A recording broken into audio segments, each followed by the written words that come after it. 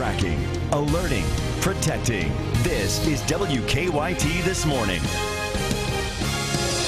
Good morning, I'm Sean Moody in for Bill Bryant. And I'm Rebecca Smith. It is Wednesday, October 21st. Here's what we're working on at 6:30. The latest on breaking news in eastern Kentucky where a police officer was shot and state police were in a standoff with the suspect. Police made a quick arrest after a deadly overnight stabbing in central Kentucky. And a memorable night for dozens of kids who got to see one of the world's hottest acts thanks to a group of generous guys. Sean Moody wished he could have gone, but he had to work this morning. We're at 47 degrees now in Lexington. It's on a cool start this morning, but you know what? We get into the afternoon, and let me tell you, this is fantastic weather. But this is weather you have to take advantage of. We're getting late in October. It's going to change sometime soon, and I'll show you when coming up. We begin with a breaking news alert in eastern Kentucky. A police officer has been shot and state police are in a standoff with the suspect. This began last night along Abbott Creek Road in Prestonsburg. The officer was shot in the chest. WKYT's Michelle Chamberlain is at the live desk now with the latest. Good morning, Michelle. Good morning, Sean. Yeah, police are still surrounding a home in Prestonsburg after a man who police say shot a police officer has barricaded himself inside the home. Now, this standoff has been going on for the past few hours. We're being told that the special response team is on the scene. Police say the man inside the home is a suspect involved with shooting a police officer last night. Investigators tell us Prestonsburg police officer Adam Dixon was injured last night after being shot in the chest. This happened along Abbott Creek Road. Officer Dixon was airlifted to St. Mary's Hospital in Huntington, West Virginia. His condition is unknown at this time, but police say he is stable. Now, we will continue to keep you posted throughout the morning and also on our website, WKYT.com. At the live desk, Michelle Chamberlain, WKYT. Thank you, Michelle. New this morning, a man is in jail accused in a deadly overnight stabbing in Bourbon County. This happened last night on Crest Court in Paris. Police say the suspect was arrested later less than a mile away over on Cross Creek Drive.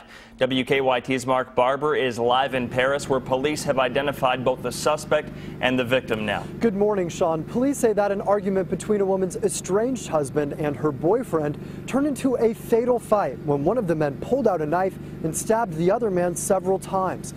The accused killer, 29-year-old Daniel Martin, is now charged with murder and tampering with physical evidence.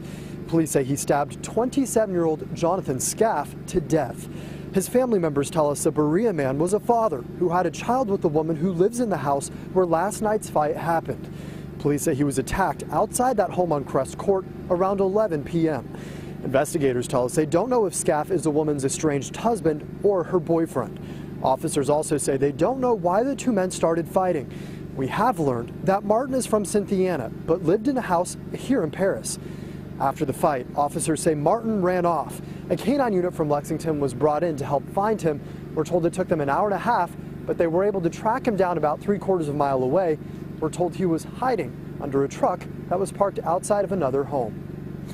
Live in Bourbon County, Mark Barber, WKYT. Mark, thank you. Also new this morning, police have made a second arrest in a violent home invasion. Jordan Blackburn is charged with burglary.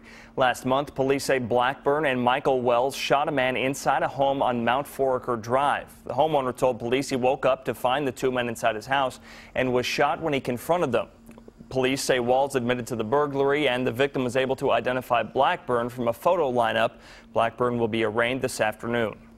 New this morning, a man is in jail accused of stealing a work van and crashing it. Richard Dunn faces several charges, including wanton endangerment. According to an arrest citation, the Red State Barbecue employee stole a van from the restaurant, crashed it into another car and a rock wall before narrowly missing a witness. Dunn was later found passed out in the van on Meadowthorpe Avenue. New this morning, a woman is in jail accused of putting her neighbors in danger. Marianne Nisha White is charged with wanton endangerment. Police say she told them she was having a nightmare, and when she woke up, she thought someone was in her home. That home on Ashton Drive. She grabbed a gun. Police say she accidentally fired it. A bullet went into her neighbor's home where a mother and 3 children were sleeping.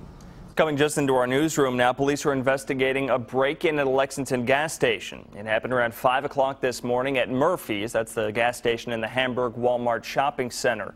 Police say someone smashed out a window and stole cigarettes, and that crime was caught on camera. Police are now reviewing that video for clues. A man suspected of committing Lexington's latest murder is due in court this morning. John K. Wood is charged with murder, abuse of a corpse, and evidence tampering. Police say he killed 58-year-old James Doug Holiness last week on the train tracks near Man of War Nicholasville Road. He pleaded not guilty to the charges against him during a hearing last week. A former Berea police officer accused of shooting at officers before barricading himself into a home is also set to face a judge. Harold Hill will answer to several counts of attempted murder of a police officer today in Madison County. Investigators say that last week Hill fired shots at officers before returning to his home on Raven Drive. They say he barricaded himself inside but surrendered several hours later. There will be a prayer vigil tonight in Maysville for the 5 victims killed in a devastating fire. A couple tried desperately to save their 5 children from the flames yesterday morning, but the heat and smoke were too much. There's 3 children. Police say Lori Doppelhuer died with 3 of the children ages 10, 3, and 1. Beverly Hargis said her son Chris was able to scoop up a 15-year-old girl and a 7-year-old girl, cover them with blankets, and rush them to safety. The nighttime fire gutted 3 row homes and damaged 2 others. Also killed was a neighbor of the couple, 68-year-old Larry Brickles. There's a new memorial in place to honor a state trooper killed in the line of duty. Members of the Illinois State Police traveled to Kentucky to deliver this marker. It now sits outside Kentucky State Police Post 1 in Mayfield, where Trooper Cameron Ponder was stationed. Ponder was shot and killed during a chase in western Kentucky last month. A special group of officers is helping make sure inmates don't get away from an eastern Kentucky prison. These dogs have been trained to help workers at the Bell County Forestry Camp. Just last week, a dog helped track down an inmate who escaped from the prison. Every inmate at the prison rubs a small gauze pad on their skin when they're booked, and then that will serve as a scent for dogs to follow in case one of the inmates runs off. The prison has 12 specially trained bloodhounds. Local restaurant is stepping up to help a charity that was hit hard by Hurricane Joaquin. Really lost a lot, this poor organization. Last month, a cargo ship sank off the coast of Haiti. On board, medicine, shoes, Christmas gifts that the Waves of Mercy organization had spent the last year collecting. Tonight from 5 until 9, Saw Good will donate 50% of its sales to Waves of Mercy. All 3 Saw Good restaurants will take part in the relief effort.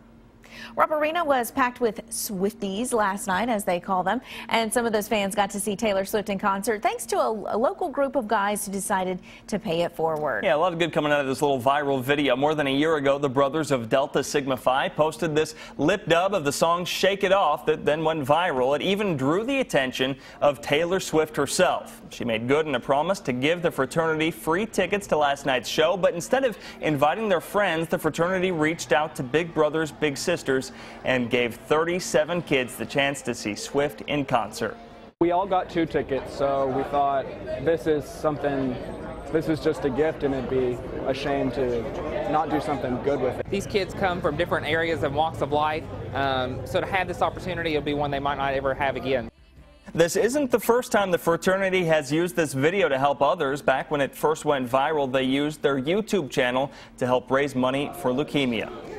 The Centerpoint block in downtown Lexington has a little bit of a different look this morning, just in time for the Breeders' Cup. A new skirt has been placed on the fence surrounding the block. It features artwork showcasing Lexington's rich thoroughbred history. Little work has been done on Centerpoint in recent months, despite a new developer taking over earlier this year. Let's get a check of traffic right now, see what's happening out on the roads this morning. Here's Officer Don with live drive traffic. Good morning. We just checked that problem we had on Newtown Pike just past the circle. It looks like that's just going to be a stalled car, not a wreck, so should be able to clear that pretty easily. Now on the south side of town, Tate's Creek Road, near the Lansdowne shops, there's also a stalled car. That one is outbound, blocking the left lane. There's a live look at Nicholasville and Reynolds Road, where traffic looks good. No major issues there. On Harrodsburg Road through the crossover, no major delays just yet. Really, the slowest traffic we're dealing with is on Clays Mill. It's between Jesse Clark and Lexington Catholic, getting set this morning for school. We'll take a look at the Waze map, show you the interstate looks good all around the city. 75 north and southbound across that Clays Ferry Bridge, we're okay. Inner and outer loops of the circle on the wide shot in good shape as well. We'll keep you up to date throughout the morning. Now back to you in the studio. Thanks, Don. It's 6:40 on your Wednesday morning, and more WKYT This Morning is on the way. Stay right here with us. Firefighters from across the world headed to Alabama this week. We'll tell you why after weather. Things look great outside. It's a little bit chilly in some locations, but once we hit the afternoon, we're talking about a great fall day in store. I'll show you those temperatures and also your weekend plans. They could be a little bit soggy. I'll have that coming up next.